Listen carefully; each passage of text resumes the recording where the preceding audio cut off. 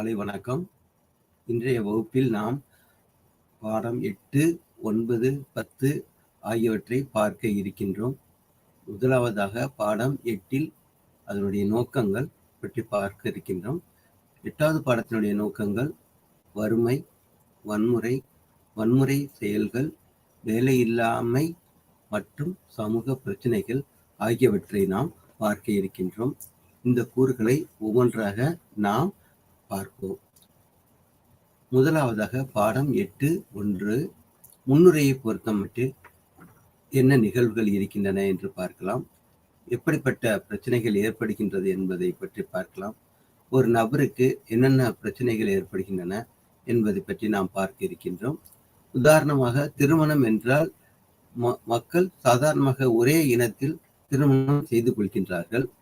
ஒரு காலகட்டத்தில் அவர்கள் சாதி மாற்று திருமணங்கள் செய்கின்ற பொழுது அதனால் வரக்கூடிய விளைவுகள் என்ன ஏற்படுகின்றது, என்ன பிரச்சனைகள் அதனால் பிரச்சனைகள் ஏற்படுகின்றனவா, இதை பற்றி நாம் பார்க்க இருக்கின்றோம்.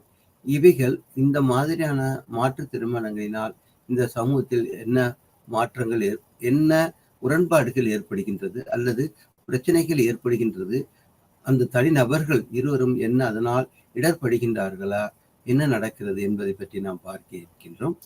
ஒருவேளை அவையில் அந்த திருமணத்தில் கருக்கலைப்பு போன்றவைகள் ஏற்பட வேண்டியது இருந்தால் அது எவ்வாறு நடைபெறுகிறது, அது பிரச்சனை இல்லாமல் நடைபெறுகிறதா, இவைகளை பற்றியும் நாம் பார்க்க இருக்கின்றோம். அதோடு சேர்ந்து இந்த திருமணங்களினால் ஒரு இனம் மற்றொரு இனத்தோடு சேர்ந்து இருக்கின்ற பொழுது அதனால் பிரச்சனைகள் ஏற்படுகின்றனவா, இதை பற்றியும் நாம் பார்க்க இருக்கின்றோம். நமது நாட்டை பொறுத்தமட்டில் ஜாதிகள் பலவாக அவைகள் இருக்கின்றன. ஜாதிகளுக்கு மக்கள் முக்கியத்துவம் பழைய காலத்திலிருந்து கொடுப்பதால் அதனால் இந்த மாற்று திருமணங்களினால் ஜாதி பிரச்சனைகள் ஏற்படுகின்றனவா, அதனால் என்ன மாதிரியான பிரச்சனைகள் ஏற்படுகின்றன, அவைகள் எந்த அளவுக்கு இந்த சமூகத்தில் பாதிப்புகளை ஏற்படுத்துகின்றனவா என்பதை பற்றி நாம் பார்க்க இருக்கின்றோம். மேலும் பெண் கல்வி, பெண்கள் தற்காலத்தில் மிக அதிகமாக பயின்று வருகின்றார்கள். ஒரு காலத்தில் பெண்கள் கல்வியே பெறாமல் இருந்துவிட்டு இப்பொழுது ஆண்களுக்கு இணையாக அனைத்து துறைகளிலும் பெண்கள் கல்வி கற்று வருகின்ற பொழுது அதனால் ஏற்படுகின்ற அந்த சமூக மாற்றம், அதனால் ஏற்படுகின்ற ஒரு பொருளாதார மாற்றம், அதனால் ஏற்படக்கூடிய பிற மாற்றங்கள், இவைகளை பற்றி நாம் பார்க்க இருக்கின்றோம். இவைகள் உடை உடுத்துவது பொறுத்தமட்டில் கூட இவைகள் பெண்களினுடைய உடை உடுத்துவதில் கூட சில சமயங்களில் பிரச்சனைகள் வருவதை நாம் பார்க்கின்றோம். காலத்துக்கு ஏற்றபடி அவர்கள் மாறுதல்களை ஏற்படுத்திக் கொள்கின்றார்கள். காலத்துக்கு ஏற்றபடி வேலை செய்யும் இடத்தில் ஒரு உடை, மற்ற இடங்களில் ஒரு உடை. ஆகவே இவர்கள் உடை உடுத்துவதில் கூட இந்த சமூகத்தில் பிரச்சனைகள் ஏற்படுகின்றனவா, அவை எவ்வாறு தீர்க்கப்படுகின்றன என்பதை பற்றியெல்லாம் நாம் பார்க்க இருக்கின்றோம். இதில் முரண்பாடான கருத்துக்கள் இருக்கின்றன. ஆண்களும் சரி பெண்களும் சரி கால மாற்றத்திற்கு ஏற்ப அவர்கள் உடைகளை அணிகின்றார்கள். அந்த அணிகின்ற பொழுது அதனால் ஒருவேளை அவர்களால் அதனால் பிரச்சனைகள் ஏற்படுகின்றனவா, அவைகள் தீர்க்கப்படுகின்றனவா, இதை பற்றியெல்லாம் நாம் இந்த பாடத்தில் பார்க்க இருக்கின்றோம்.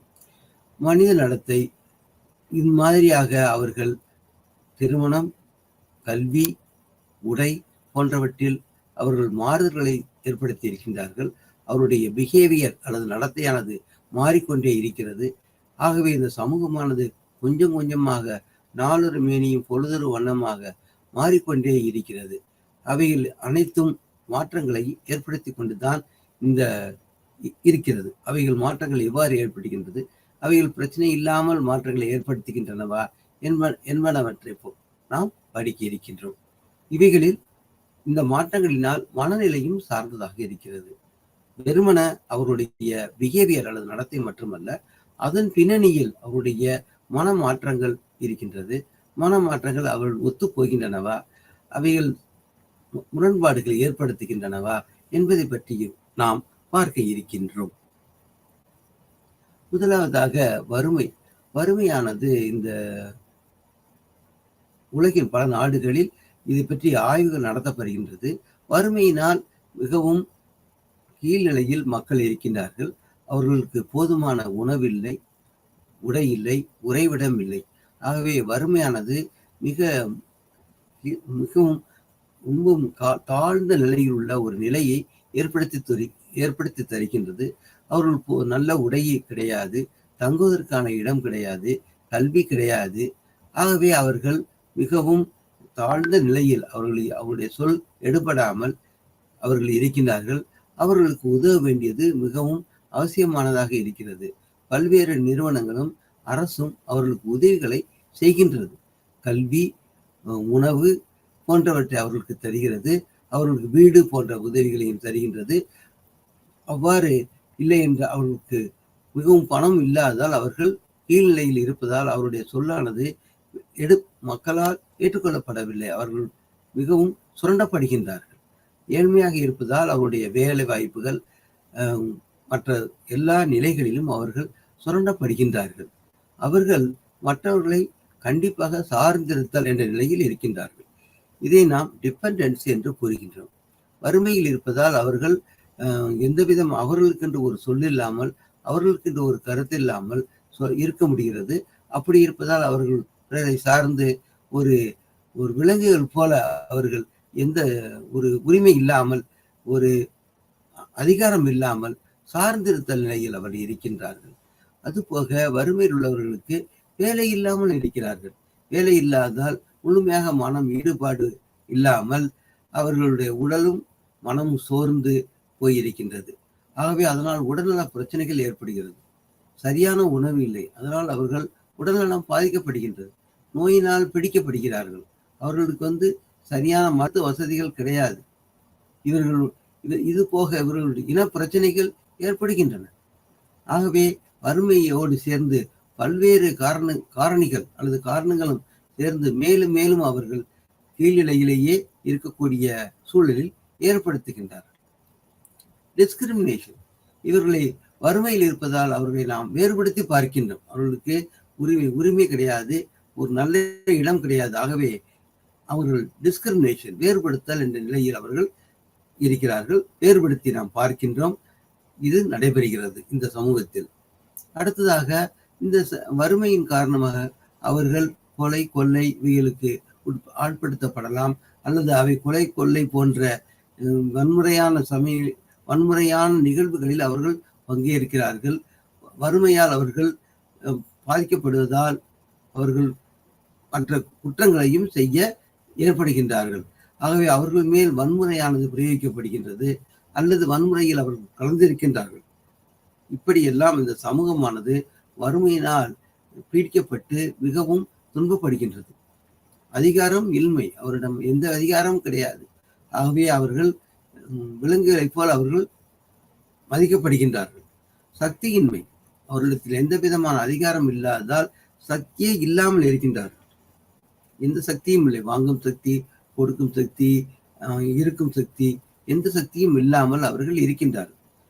மேலும் நம்பிக்கையின்மை, எப்பொழுது பணம் இல்லையோ, எப்பொழுது வறுமையில் இருக்கின்றார்களோ அவர்களுக்கு நம்பிக்கை குறைந்திருக்கிறது. அவர்களுக்கென்று ஒரு அதிகாரம் இல்லை, நம்பிக்கையில் இழந்து அவர்கள் இருக்கின்றார்கள். பொருளாதாரத்தின் மிகவும் தாழ்ந்த நிலையில் அவர்கள் இருக்கின்றார்கள். அவருடைய கல்வி குறைந்த கல்வி அவர்களுக்கு இல்லை. ஆகவே எழுத படிக்க கூட தெரியாத நிலையில் கூட இருக்கின்றார்கள்.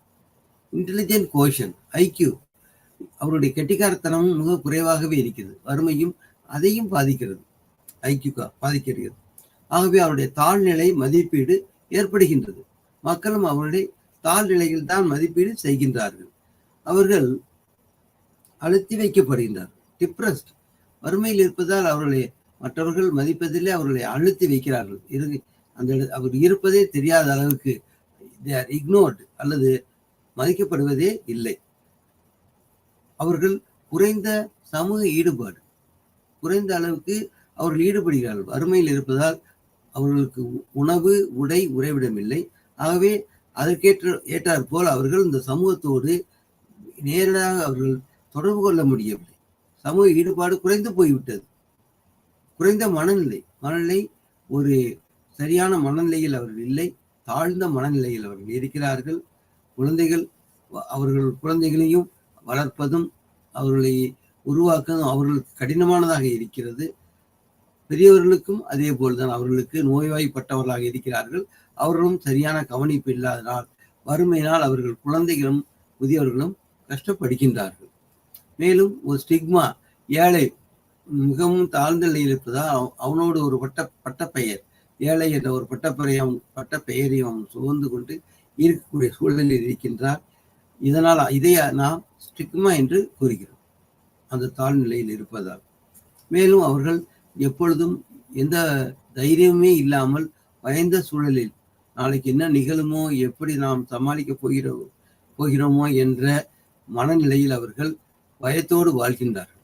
நம்பிக்கை இல்லாமல், ஒரு பாதுகாப்பு இல்லாமல் பயத்துடன் அவர்கள் வாழுகின்றார்கள். வேலை வாய்ப்பும் அவர்களுக்கு இல்லை.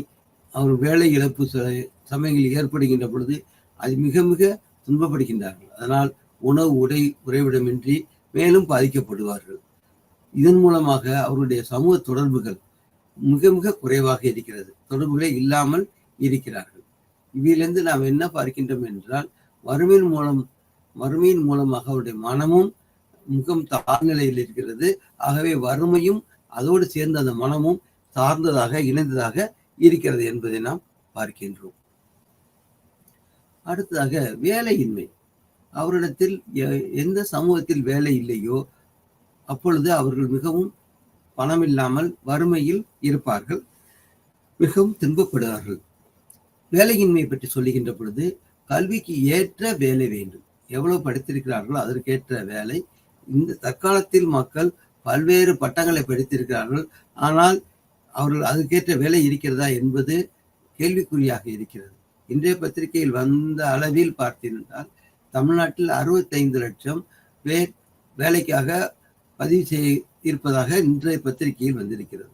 அவர்கள் தங்கள் கல்விக்கு ஏற்ற வேலை வேண்டும். எவ்வளவு படித்திருக்கிறார்களோ அதற்கேற்ற நிலையில் அவர்கள் வேலை பெறுவர்களாக இருக்க வேண்டும். இதை நாம் கல்விக்கு ஏற்ற வேலை என்று கூறுகின்றோம். வேலையின்மையால் தாழ்ந்த மனநிலை, வேலை இல்லையால் அவர்கள் சோர்ந்து போய் இருக்கின்றார்கள். சமூகத்தில் சரியான ஈடுபாடு இல்லாமல் சோர்ந்து இருக்கிறார்கள், தாழ்ந்து இருக்கிறார்கள். அவருடைய மனநிலையும் மிகவும் தாழ்ந்த நிலையில் இருக்கிறது. இந்த சமூகத்தில் அவர்கள் புறக்கணிக்கப்படுகிறார்கள். வேலை இல்லாத மனிதர்கள் சமூகத்தில் புறக்கணிக்கப்படுகின்றார்கள். வேலை வெட்டி இல்லாததால் அவர்கள் புறக்கணிக்கப்படுகின்றார்கள்.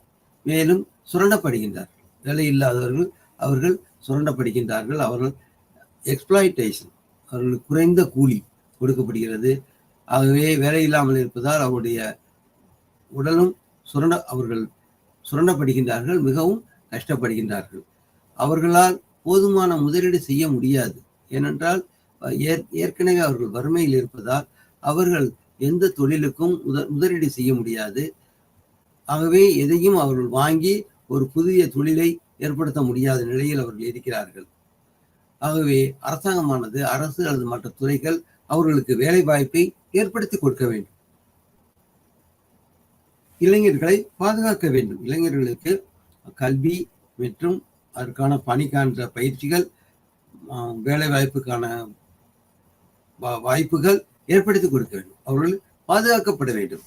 ஆகையால் வேலையின்மையால் மிகவும் வறுமையில் சோர்ந்து தளர்ந்து துன்பப்பட்டு அவர்கள் அந்த சமூகத்தோடு தொடர்பு இல்லாமல் புறக்கணிக்கப்பட்டு ஒரு ஓரத்தில் சமூகத்தின் விளிம்பில் அவர்கள் இருக்கிறார்கள்.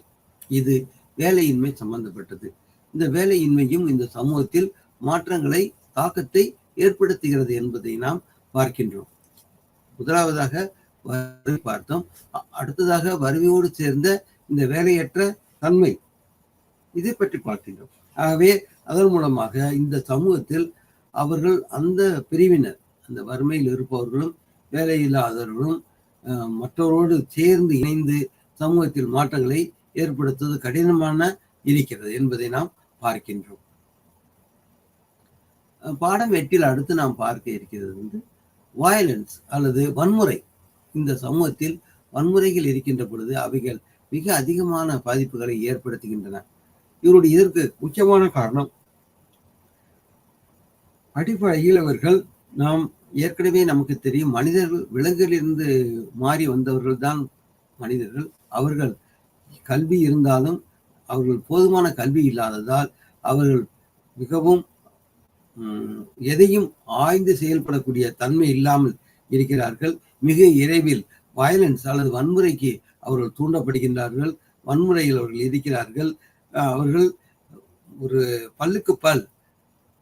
என்ற சொல்படி யாராவது தன்னை தாக்கினால் உடனே திரும்பி தாக்குகின்ற சூழலில் அவர்கள் இருக்கிறார்கள்.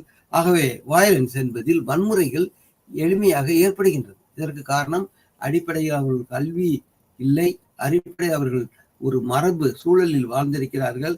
அவர்கள் இந்த வயலண்ட் அல்லது வன்முறை கலாச்சாரத்தோடையே சேர்ந்து இருப்பதால் அவர்கள் எதையும் பொறுமையாக கை கொள்ளாமல் இருக்கிறார்கள். அவர்கள் மற்றவர்களை எளிமையாக காயப்படுத்துவார்கள். உதாரணமாக வயல்களில் தண்ணீர் பறிச்சுவது முதல் கொண்டு அல்லது நடந்து போவது, எங்கெங்கு மனிதர்கள் கூட்டம் இருக்கிறதோ அங்கெல்லாம் வயலன்ஸ் அல்லது வன்முறையானது ஏற்படுகிறது. அது கட்டுக்கோப்பு இல்லாமல் போகிறது. ஆகவே அவர்கள் மற்றவர்களை காயப்படுத்துகின்றார்கள், ஒருவேளை பொருள்களை சேதப்படுத்துகிறார்கள்.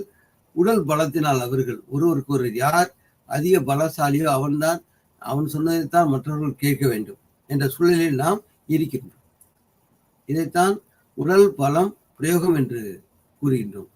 ஆகவே பல பிரயோகம், இதில் சக்தி உள்ளவர்கள் வாழ முடிவதால் பலப்பிரயோகம் ஏற்படுகின்றது. இதில் மனதின் ரீதியாகவும் துன்பப்படுத்துவார்கள். இந்த பிரயோகத்தில் அவர்கள் என்ன செய்கின்றார்கள் என்றால், மனது ரீதியாகவும் மற்றவர்களை தாழ்மைப்படுத்துவார்கள். அவர்களை மதிப்பதில்லை, அவர்களுக்கான வாய்ப்புகள் கொடுக்கப்படுவதில்லை. ஆகவே மனது ரீதியாகவும் அவர்கள் வன்முறையை பிரயோகிக்கின்றார்கள். ஆண்களோ பெண்களோ அவர்கள் பிசிக்கலாக பொருளாக இருந்து பாதகம் ஏற்படுத்துவதை போலவே புறக்கணிக்கப்படுதல், அவர்கள் இது போன்ற செயல்களினால் அவர்கள் மனது ரீதியாகவும் பாதிக்கப்படுவதை நாம் காண்கின்றோம். அடுத்தது உணர்வுகள் ரீதியாகவும் அவர்கள் பாதிக்கப்படுகின்றார்கள். இது அவர்கள் அழுத்தப்படுகின்றார்கள். இதை நாம் வயலன்ஸ் அல்லது வன்முறைக்கு அடியில் பார்க்கின்றோம். அதே போல் அந்த வயலன்ஸ் ஆட்களின் மேல், விலங்குகளின் மேல் பல பிரயோகமானது இருக்கிறது. இதை நாம் பார்க்கிறோம். வன்முறையானது இந்த நம்முடைய நடத்தையை இந்த சமூகத்தில் பாதிப்பை ஏற்படுத்துகிறது. ஆகவே வன்முறை நடத்தையானது இந்த சமூகத்தில் பாதிப்பை ஏற்படுகிறது என்பதை நாம் பார்க்கின்றோம். ஆகவே வன்முறைக்கான காரணங்கள் எவ்வாறு வருகிறது என்பதை பற்றியெல்லாம் பார்த்தோம். அடுத்து 3 வகையான வன்முறை இருப்பதாக நாம் சொல்லப்படுகின்றது. முதலாவதாக self directed violence. Self directed violence என்றால் அந்த ஆள் செய்வது, சுயமாக துன்பம் அடைவது, தன்னைத்தானே பாதித்துக் கொள்வது. எந்த விதமான ஒருவனுக்கு கவலை ஏற்படுகின்ற பொழுது தன்னைத்தானே பாதிப்பதாக அவன் செய்து கொள்வதுதான் சுயமாக துன்பம் அடைதல். தானே தன்னை பற்றி நினைத்து வருத்தப்பட்டுக் கொள்கிறான். என்னால் இதை செய்ய இயலாது, என்னால் இது முடியவில்லை, ஆகவே என்னால் இதை நான் அடைய முடியாது என்று நினைத்து வருத்தம் அடைதல். சுயமாக அவன் துன்பம் அடைகின்றான். அது எந்த அளவிற்கு போகின்றது என்றால், நாளடைவில் அவன் வறுமையால், வேலையின்மையால் தற்கொலை நிலை என்ற நிலைக்கு போகின்றான். எளிமையாக தற்கொலை செய்வதற்கான வாய்ப்புகளை தேடி போகின்றான். இதை நாம் செல்ஃப் டைரக்டட் வயலன்ஸ் என்று கூறுகின்றோம். இரண்டாவதாக வகை நாம் பார்ப்பது இன்டர்பர்சனல் வயலன்ஸ். இன்டர்பர்சனல் ஆட்களுக்கிடையில் வன்முறை பிரயோகம், மற்றவரோடு மோதுகின்ற பொழுது அதனால் வன்முறையானது ஏற்படுகின்றது. சில சமயங்களில் ஒரு குழுவினால் கூட நமக்கு வன்முறையானது ஏற்பட்டு பாதிக்கப்படலாம். ஆகவே தனிநபர்கள் அல்லது குழுக்களாக இருந்து ஒருவர் மேல் ஒருவர் வன்முறையை பிரயோகிக்கின்ற பொழுது இன்டர்பர்சனல் வயலன்ஸ் என்று நாம் கூறுகின்றோம். அடுத்ததாக கலெக்டிவ் வயலன்ஸ். இதே போல குழுவாக இருந்து வன்முறைகளை அவர்கள் செய்கிறார்கள். அதில் அடித்தல், உதைத்தல் மற்றும் கருவிகளை பயன்படுத்தி அவர்கள் பொருள்களுக்கு சேதத்தை ஏற்படுத்துகின்றார்கள். இது போக பாலுறவு வன்முறைகள், ஆண் பெண்கள் இடையே பாலுறவு, அதன் மூலமாக வன்முறைகள்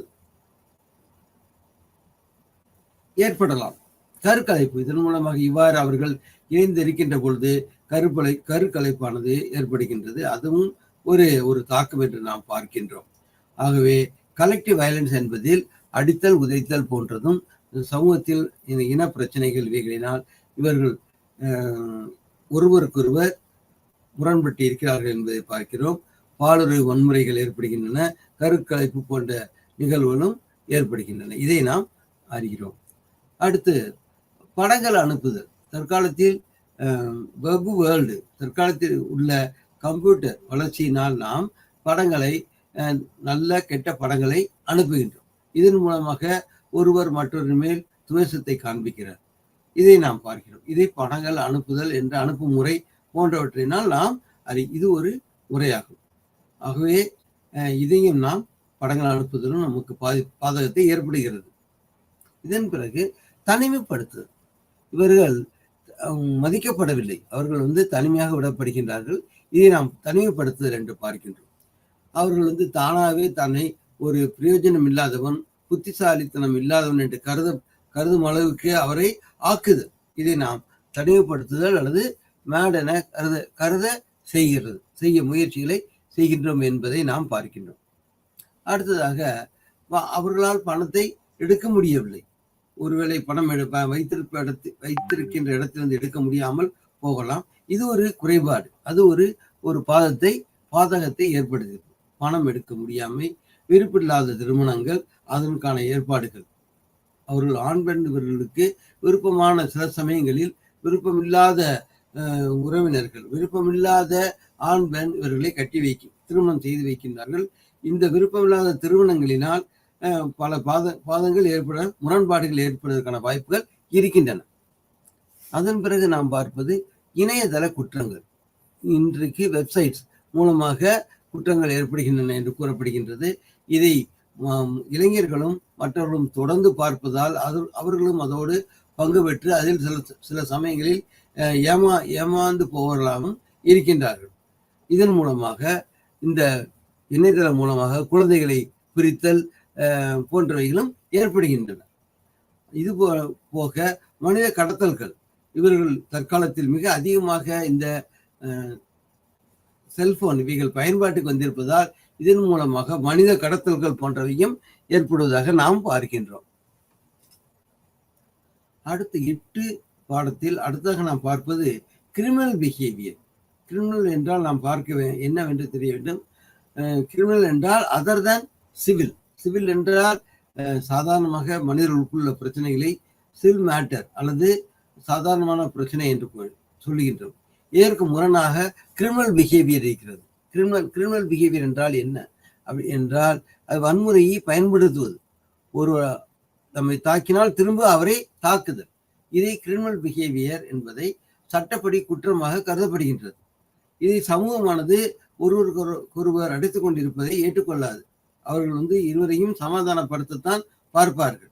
ஆகவே இந்த சமூகம் சட்டப்படி குற்றம், இதை சமூகம் ஏற்புடையாமல் வைத்திருக்கின்றது. இதுபோக கிரிமினல் பிஹேவியரில் வேறு கூறுகள், கொலை, வேட்டையாடுதல் போன்றவை ஏற்படுகின்றது. சிங்கம், புலி போன்றவற்றை கொலை செய்தல், யானை போன்றவற்றை வேட்டையாடுதல், அடித்தல் போன்றவைகளும் இந்த கிரிமினல் பிஹேவியருக்கு அடியில் வருகிறது. அதே போல வன்புணர்ச்சி செய்தல், அதாவது வலுக்கட்டாயமாக புணர்ச்சி செய்தல், இதுவும் இந்த கிரிமினல் பிஹேவியராக கருதப்படுகின்றது. மற்றும் கொள்ளை, வாகன திருட்டு, சொத்து திருட்டு போன்றவைகளும் இந்த கிரிமினல் பிஹேவியர் அடியில் வருகிறது. அடுத்து மனநிலை. இதனால் மனிதர்களுடைய மனநிலையானது மிகவும் பாதிக்கப்படுகின்றது. பச்சாத்தாபம் இவர்களிடத்தில் இல்லாமல் இருக்கிறது. எம்பத்தி, பச்சாத்தாபம் இல்லாமல் இருப்பார்கள். மேலும் சுய மதிப்பு இல்லாமல் இருப்பார்கள். இவர்கள் குடி, கஞ்சா போன்றவற்றில் ஈடுபாடு உடையவர்களாக இருப்பார்கள். இதன் மூலமாக நமக்கு கவலை ஏற்படுகிறது, மன அழுத்தம் ஏற்படுகின்றது, நம்பிக்கையின்மையானது ஏற்படுகின்றது என்பதை நாம் பார்க்கின்றோம். அடுத்த தலைப்பு இந்த படத்தில் நாம் பார்ப்பது பயாலஜிக்கல் ரிஸ்க் ஃபேக்டர்ஸ். பயாலஜிக்கல் என்றால் உடற்கூறு சம்பந்தமானது, ரிஸ்க் என்றால் ஏற்படும் பொழுது அதை சமாளித்தல். ஒருவேளை பிரச்சனைகள் வரும்போது நாம் சமாளிப்பதைத்தான் ரிஸ்க் ஃபேக்டர்ஸ். ஃபேக்டர்ஸ் என்றால் காரணிகள் என்று பார்க்கின்றோம்.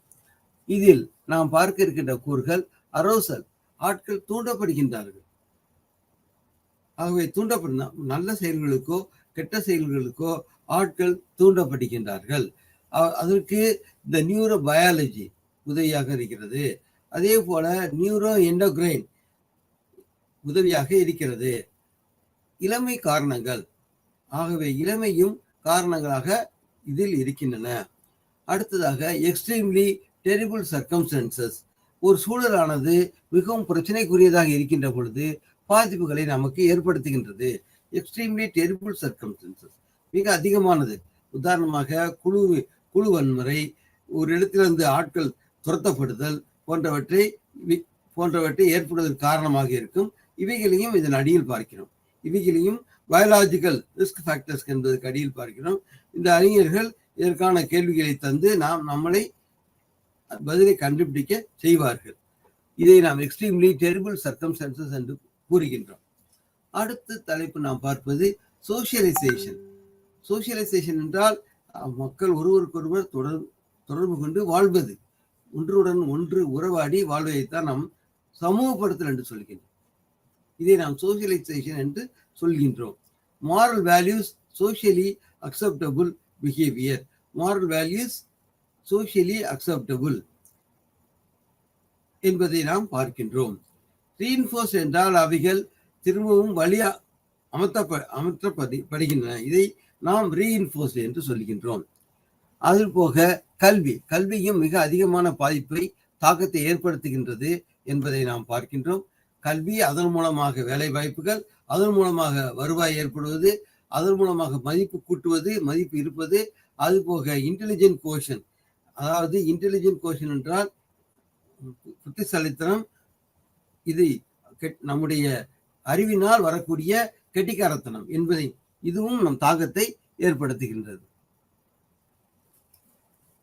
இந்த சமூகப்படுத்தலில் அடுத்து நாம் பார்ப்பது நெகட்டிவ் சோசியல் என்விரான்மெண்ட். நெகட்டிவ் என்றால் பாசிட்டிவ் இல்லாதது, எதிர்மறையான சோசியல் என்விரான்மெண்ட், சமூக சூழல். அது எவ்வாறு இருக்கும் என்பதை பார்ப்போம். எதிர்மறையான சமூக சூழல் எப்பொழுது ஏற்படும் என்றால், இந்த இளைஞர்கள் அல்லது முதியவர்கள் சப்ஸ்டன்ஸ் அபியூஸ், கஞ்சா, குடி போன்ற பொருட்களை, லாகிரி வஸ்துக்களை அவர்கள் உட்கொள்ளும் பொழுது நெகட்டிவ் சோசியல் என்விரான்மெண்ட் ஏற்படுகின்றது. அதே போல அதிகமாக குடித்தல், ஆல்கஹால் என்ன பாதிப்பு ஏற்படுத்துகின்றது என்றால் லோயர்ஸ் அவர் இன்ஹிபிஷன்ஸ். நம்முடைய தடையிலே, மனதில் தடை இருந்தால் அவைகளை குறைக்கிறது ஆல்கஹால். இதற்கு மாறாக கோக்கைன் அதிகமாக சாப்பிட்டால் ஓவர் எக்ஸைட்ஸ், ஆட்களை அப்படியே மாற்றுகிறது. இதை நாம் ஓவர் எக்ஸைட்மெண்ட் என்று சொல்லுகின்றோம். இதற்கு காரணமாக இருப்பது கோக்கைன் ஆகும். அடுத்தது டெசிஷன் மேக்கிங், முடிவுகளை நாம் முடிவெடுத்தல். நமக்கு சரியான முடிவுகளை எடுக்கவில்லை என்றால் அவைகள் negative social factors, negative social environment உருவாக்க காரணமானதாக இருக்கும். அடுத்த தலைப்பு அதர் சோசியோ பயாலஜிக்கல் ஃபேக்டர்ஸ். இது தவிர வேறுபட்ட காரணிகள் வேறு என்ன இருக்கின்றன என்பதை பற்றி பார்க்கலாம். அவற்றில் வருவது புவர் டயட். நாம் ஏற்கனவே கூறியது போல வறுமையில் அவர்கள் உண்பது மிகவும் குறைந்த உணவு, அதை நாம் புவர் டயட் என்று சொல்லுகின்றோம். ஆகவே புவர் டயட், இம்பல்சிவிட்டி, நாம் இது செய்ய வேண்டும் என்று தூண்டப்படுதல், ஹைப்பர் ஆக்டிவிட்டி, செய்து முடிக்க வேண்டும் என்று ஆசைப்படுதல், இவைகள் அனைத்தும் இந்த தலைப்புக்கடியில் வருகின்றது.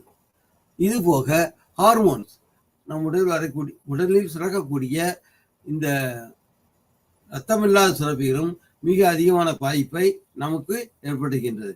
ஹார்மோனியஸ் இன்விட்ஸ்,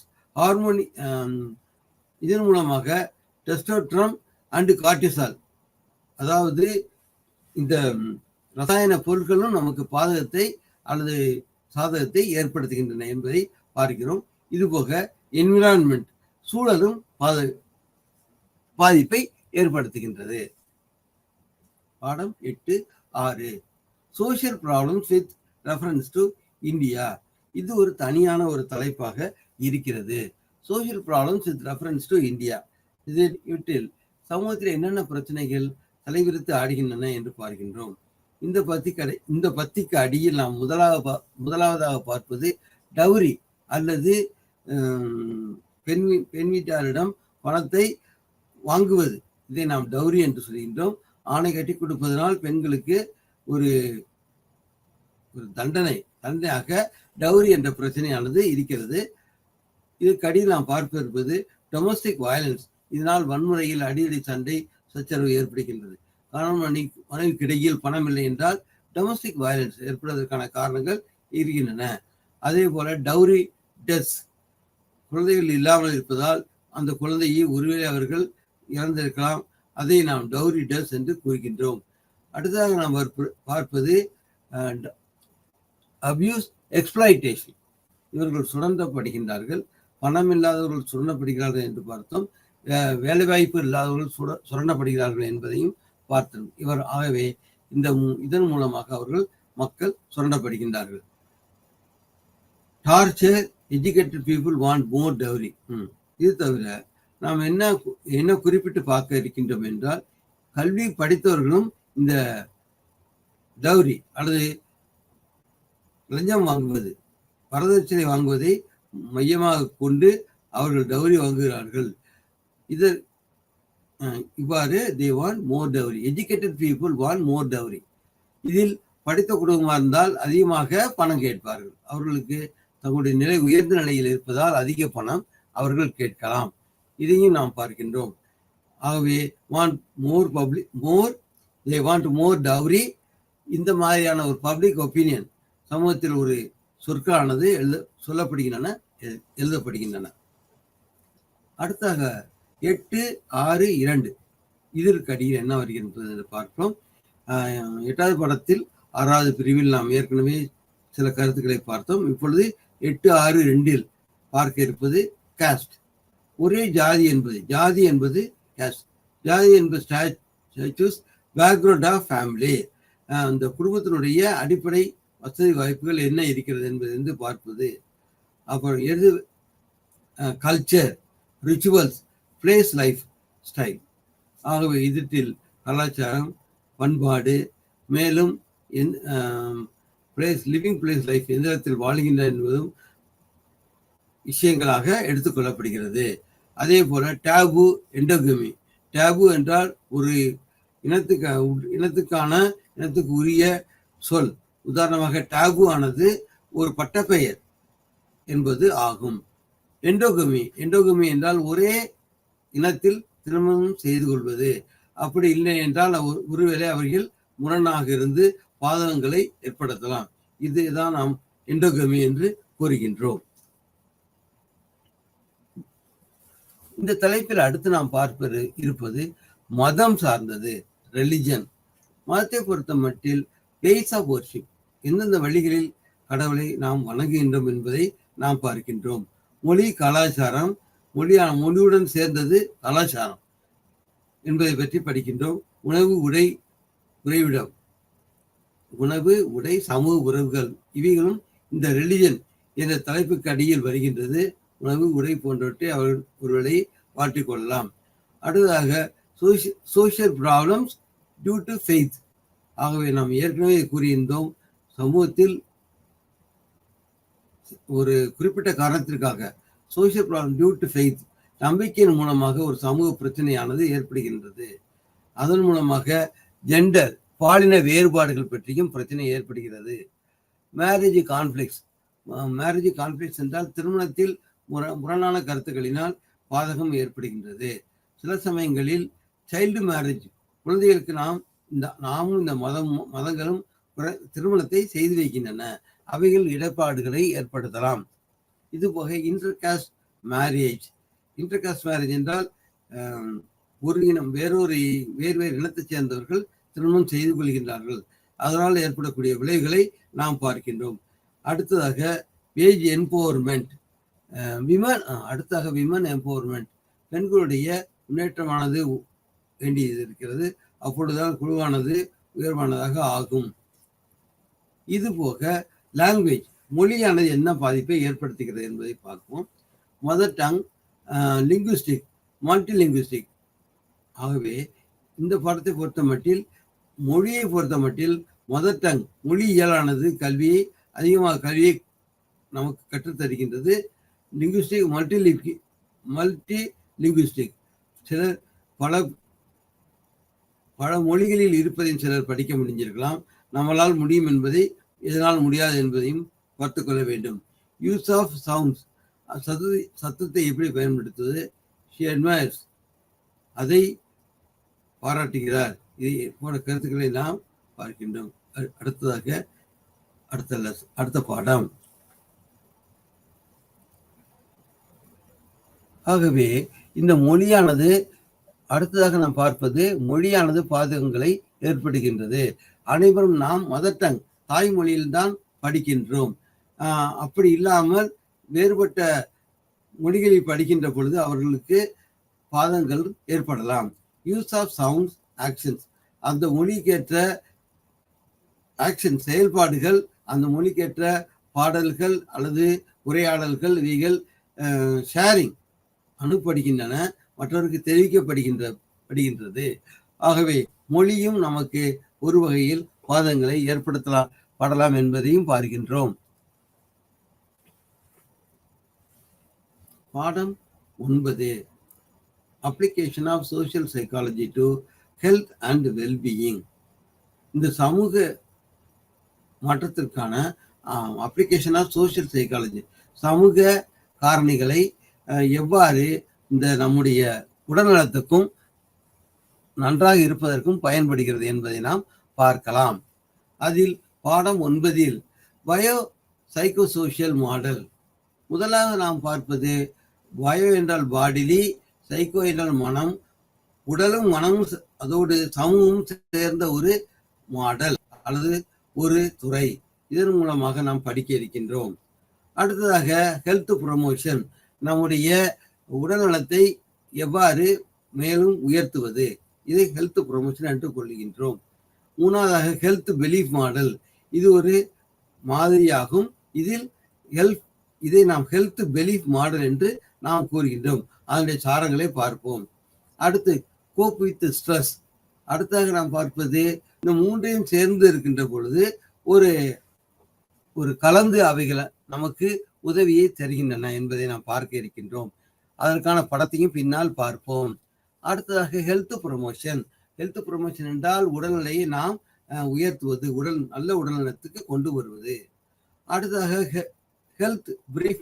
ஹெல்த் பிலீஃப் மாடல், நம்பிக்கையின் அடிப்படையில் நாம் உடல்நலத்தை பேணி வருகின்றோம். அவ்வாறு என்றில் நமக்கு பாதங்கள் ஏற்படும் என்பதை நாம் பார்க்க இருக்கின்றோம். அடுத்து நாம் பார்ப்பது கோப்பு வித் ஸ்ட்ரெஸ். பிரச்சனைகள் வரும்போது அவைகளை நாம் சமாளித்தல் என்பதை நாம் கோப் வித் ஸ்ட்ரெஸ் என்று பார்க்கின்றோம். பாடம் 9.2 bio psycho social model. Bio psycho social model என்றால் என்ன? இதை கண்டறிந்தவர் ஜார்ஜ் எல் யங்கல் 1977 கண்டறிந்தார். Social environmental factor. Social environmental என்று சொல்கின்ற பொழுது சமூக அந்த சூழலானது நமக்கு ஒரு நிலைப்பாட்டை ஏற்படுத்தி தருகிறது என்பதை பார்க்கிறோம். பயாலஜிக்கல் சைக்கலாஜிக்கல் ஃபேக்டர்ஸ், இதை அட்டவணையில் நாம் பார்க்க இருக்கின்றோம். உதாரணமாக பயோ சைக்கோ சோஷியல் என்பதை 3 வட்டங்கள் ஒரு படத்தில் இருப்பதை போல் பார்க்கின்றோம். அதில் ஒரு பக்கத்தில் மனமும், இன்னொரு பக்கத்தில் உடலும், இன்னொரு பக்கத்தில் மற்றவைகளும் சேர்ந்து செயல்படுவதை நாம் பார்க்கிறோம். இதை பிசிக்கல் ஹெல்த் ஆனது 1 ஃபேமிலி, 2 செல்ஃப் எஸ்டீம். அந்த ஆளுடைய செல்ஃப் எஸ்டீம் என்றால் சுய உணர்வு அறிவு, அதோடு சேர்ந்து கோப்பிங் ஸ்கில்ஸ், எப்படி தன்னுடைய பிரச்சனைகளை சமாளிக்கின்றார் என்பதையும் நாம் பார்க்க இருக்கின்றோம். அவற்றில் ஒரு புறத்தில் ஃபேமிலி போன்றவைகளும், ஒரு புறத்தில் பயாலஜிக்கல் போன்றவைகளும், ஒரு புறத்தில் ஸ்பெஷல் செல்ஸ் போன்றவைகளும் இருக்கின்றன. இவைகளை ஒருங்கிணைத்து நாம் கொண்டு போகின்ற பொழுது physical health plus family plus self esteem plus coping skills என்பதை பற்றி நாம் பார்க்கின்றோம். பாடம் 9.2.1 factors of health and wellbeing. இந்த உடல்நலத்துக்கும் நம்முடைய வெல்பீயிங் நன்றாக இருத்தலுக்கும் பல காரணிகள் பயன்படுகின்றன. அவற்றை ஒன்றொன்றாக பார்க்கலாம். ஒன்று சோஷியல் வேரியபிள்ஸ். சமூகத்தில் மாற்றங்கள், புதிய திட்டங்களை புகுத்துகின்ற பொழுது, சமூகத்தில் புதிய திட்டங்களுக்கான பாடங்கள் பொருத்தும் போது நாம் அவைகளை சோஷியல் வேரியபிள்ஸ் என்று கூறுகின்றோம். இதன் அடியில் என்னென்ன கூறுகள் இருக்கின்றன என்று பார்ப்போம். முதலாவதாக வருவது இன்கம். இன்கம் என்றால் வருமானம், வருவாய் எவ்வளவு சம்பாதிக்கின்றான் என்பதை நாம் பார்க்கின்றோம். இரண்டாவதாக எஜுகேஷன், கல்வி, எவ்வளவு படித்திருக்கின்றார் என்பதை பார்க்கின்றோம். அடுத்து மூன்றாவதாக அன்எம்ப்ளாய்மெண்ட். மேலே கூறிய இரண்டும் இல்லை என்றால் அவருக்கு அன்எம்ப்ளாய்மெண்ட் தான் ஆகும். ஆகவே அவர் அதை பெற்றுக்கொள்ள வேண்டும், அன்எம்ப்ளாய்மெண்ட். அடுத்ததாக பார்ப்பது ஒர்க்கிங் லைஃப், வாழும் அல்லது வளரும் முறை, fuel economy, working life, food insecurity, உணவானது நமக்கு போதுமான அளவு கிடைக்கவில்லை, அதனால் பாதகம். அடுத்தது ஹவுசிங், நமக்கு போதுமான உடல் தங்கக்கூடிய ஒரு வீடு தங்குவதற்கு இல்லை. அடுத்ததாக ஏர்லி சைல்டுஹுட், இளமை காலத்தில் அவர்கள் சில சமயங்களில் பாதிக்கப்பட்டிருக்கலாம். இதை நாம் ஏர்லி சைல்டுஹுட் என்று சொல்லுகின்றோம். இளமை காலத்தில் குழந்தைகளுக்கு செய்தி வருவதும் செல் பார்ப்பதும் அடிக்கடி நகழ்கின்றது. ஏனென்றால் அவருடைய ஏர்லி சைல்டுஹுட் காரணம் என்று கவனிக்கின்றோம்.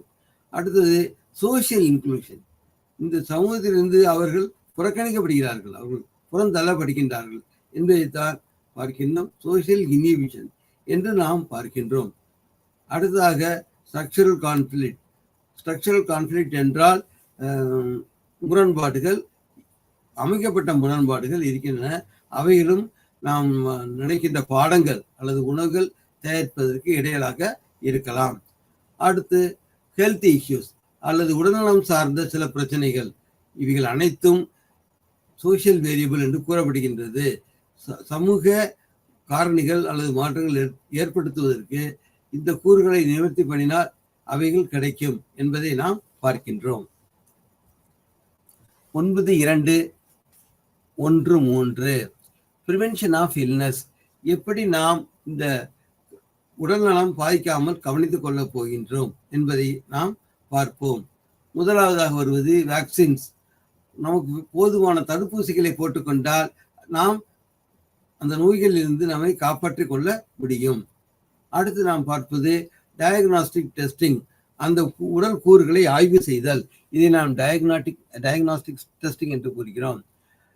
டெர்ஷியரி பிரிவென்ஷன், இறுதி நிலையில் பாதகத்தை நிறுத்துதல் என்பது டெர்ஷியரி, இறுதி நிலையில் தடுக்கப்படுதல் போன்றவற்றை, இந்த 3 வகையான நிகழ்வுகள், ப்ரொமோஷன், இல்னஸுக்கான காரணிகளை நாம் பார்க்கிறோம். முதலாவது வருவது வேக்சின்ஸ், இரண்டாவது வருவது டயக்னாஸ்டிக் டெஸ்டிங், மூன்றாவது வருவது டெர்ஷியரி பிரிவென்ஷன். அடுத்ததாக replacement.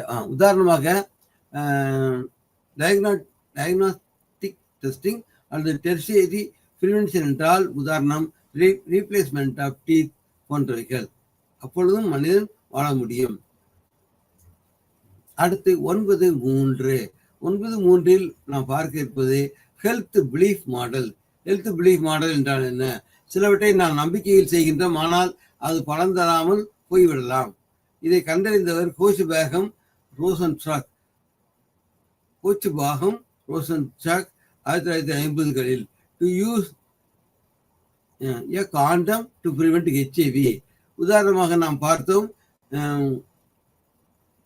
Tertiary replacement of teeth அல்லது இம்ப்ளான்ஸ் போன்றவற்றை பார்த்தோம். இது நாம் சொல்ல வருவது, இந்த ஹெல்த் பிலீஃப் மாடலில் சொல்ல வருவது, உதாரணமாக மக்கள் கவனம் இல்லாமல் இருந்தால் சில நோய்களை பற்றிக்கொள்ள வைப்பார்கள். உதாரணத்திற்கு காண்டம் அழியாமல் புணர்வு போன்றவற்றில் ஈடுபடுகின்ற பொழுது அவைகள் நமக்கு HIV வருவதற்கான வாய்ப்புகள் அதிகமானதாக இருக்கிறது. அடுத்து நாம் பார்ப்பது ஸ்ட்ரெஸ் என்றால் அதிகமான கவலை. இதை நாம் அக்யூட் ஸ்ட்ரெஸ், ஆங்ஸைட்டி, ஹெட்டேக் போன்ற பெயர்களால் அமைக்கின்றோம். அக்யூட் என்றால் மிக அதிகமாக, அடுத்தது ஆங்ஸைட்டி கவலை, ஹெட்டேக் என்றால் துன்பம். இது 3ஐயும் ஒன்றாக வைத்திருக்கின்றோம். அதாவது அக்யூட் ஸ்ட்ரெஸ், ஆங்ஸைட்டி, ஹெட்டேக் 3ஐயும் ஒன்றாக வைத்திருக்கின்றோம். அடுத்ததாக episodic acute stress. Episodic acute stress என்றால் என்ன?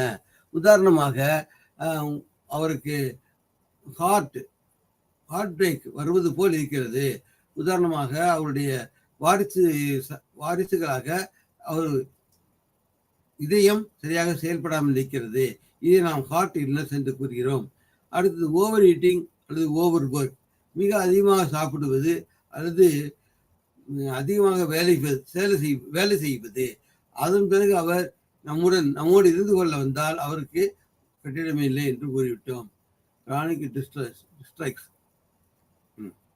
Chronic stress. அடுத்து கிரானிக் ஸ்ட்ரெஸ் என்றால் என்ன என்று பார்க்கின்றோம்.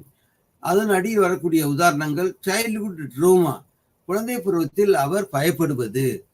அடுத்ததாக அது வேறு உதாரணங்கள் ரேசிசம், இன படுகொலைகள், பாவர்ட்டி, வறுமையில் இருத்தல், டெத், இறந்து போகுதல், war and accident. War and accident என்றால் சில போர் யுத்தங்களானது பல காலமாக நடந்து கொண்டு வருகிறது. அதனால் மக்கள் துன்பத்தில் வாழ்வார்கள். இந்த இவைகளை நாம் 9.4 ஸ்ட்ரெஸ் என்பவற்றில் பார்க்கின்றோம். அடுத்து 9.4.1 கோப்பிங்.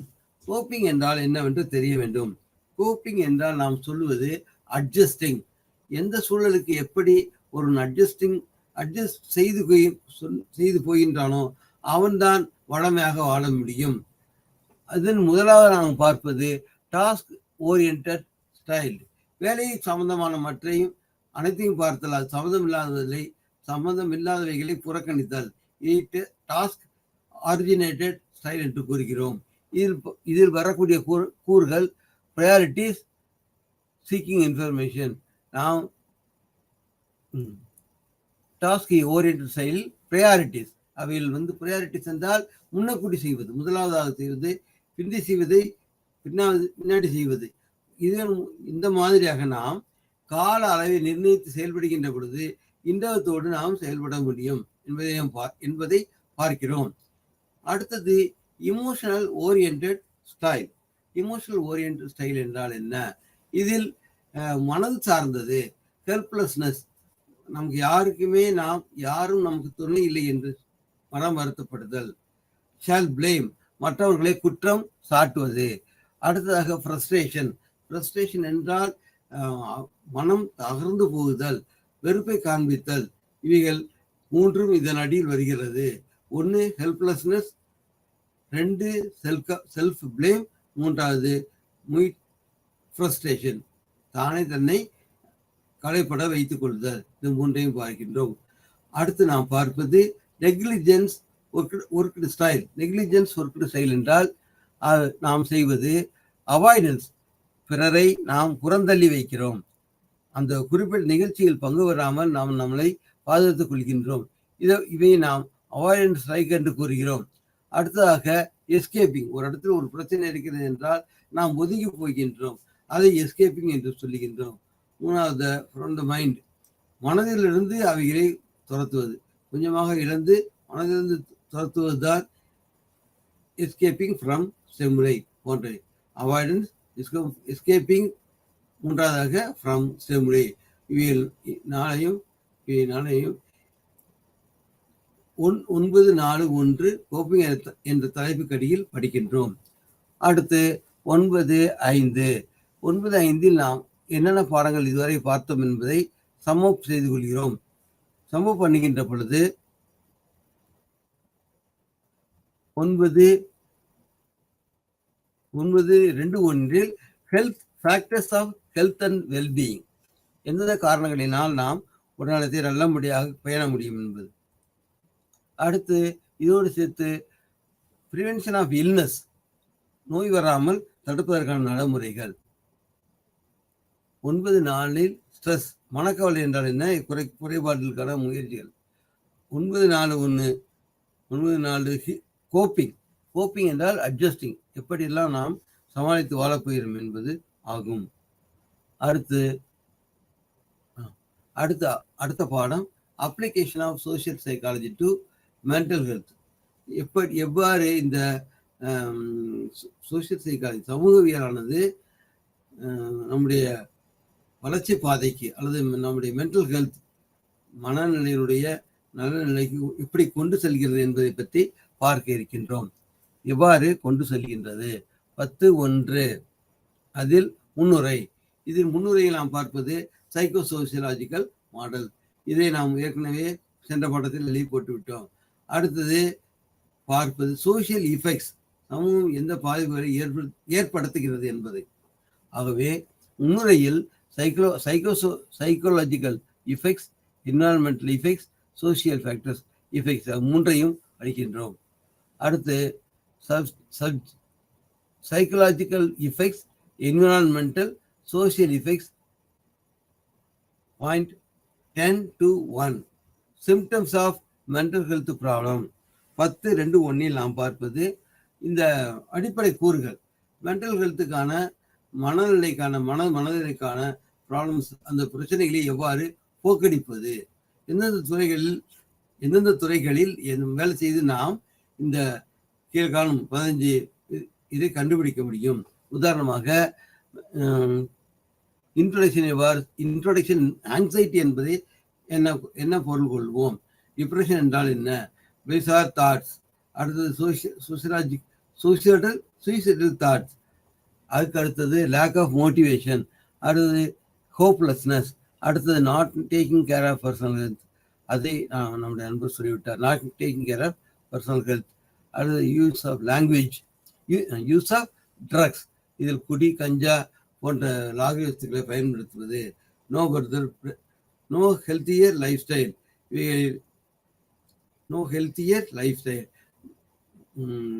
வாழ்க்கை முறை ஒரு சித்தமாக அமைத்துக் கொள்வது கிடையாது.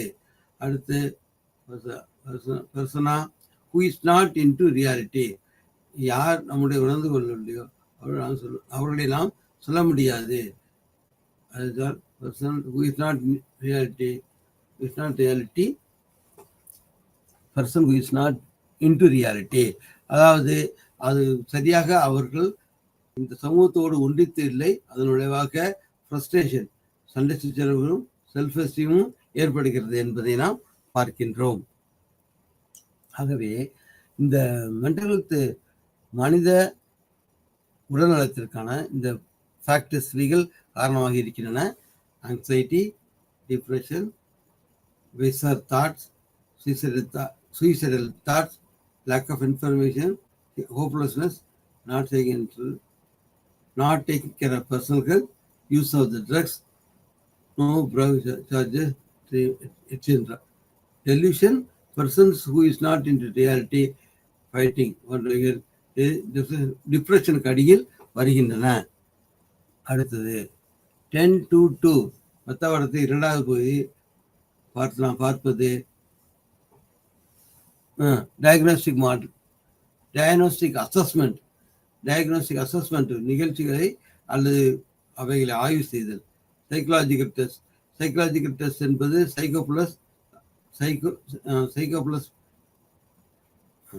சைக்கலாஜிக்கல் டெஸ்ட் என்ன வருகின்றது என்று பார்ப்போம்.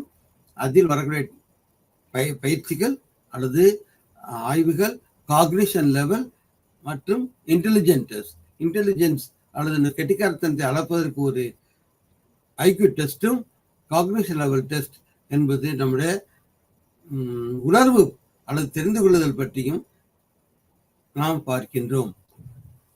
Condition cognition level and intelligence அல்லது ஐக்யூ டெஸ்ட். அடுத்ததாக சைக்கலாஜிக்கல் இன்டர்வென்ஷன்ஸ் என்றால் மனநிலையில் இருக்கின்ற பொழுது பாதகங்களை எப்படி குறிப்பிடுவீர்கள், அது 10.1.2.1 சோசியோ கல்ச்சரல் ஃபேக்டர்ஸ், சமூக உடன்பாட்டு.